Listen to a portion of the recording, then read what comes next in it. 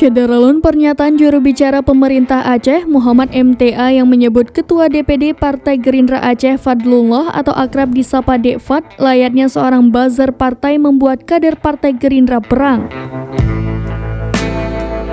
Agustian Putra SH, salah satu kader Partai Gerindra Banda Aceh, mengaku sangat kecewa dengan pernyataan Muhammad MTA yang telah melecehkan Ketua Partai Gerindra Aceh dan dinilai tidak layak diucapkan seorang jubir gubernur. Sebelumnya diberitakan jubir pemerintah Aceh Muhammad MTA menanggapi pernyataan Ketua DPD Partai Gerindra Aceh Fadlullah yang sebelumnya mengkritik keras kinerja PJ Gubernur Aceh Ahmad Marzuki.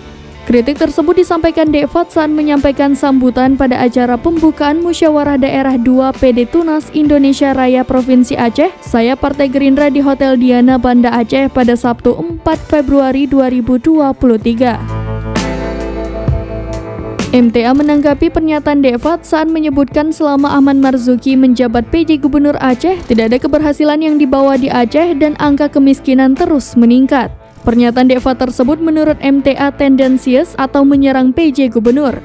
Bahkan menurutnya, Ketua DPD Gerindra Aceh itu layaknya seorang buzzer partai.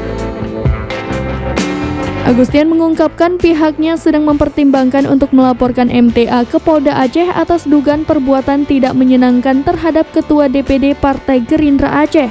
Menurut Agustian, apa yang disampaikan Dek Fad tidaklah salah karena sudah seharusnya ketua partai politik mengkritisi jalannya pemerintahan apabila dirasakan masih belum berpihak kepada rakyatnya.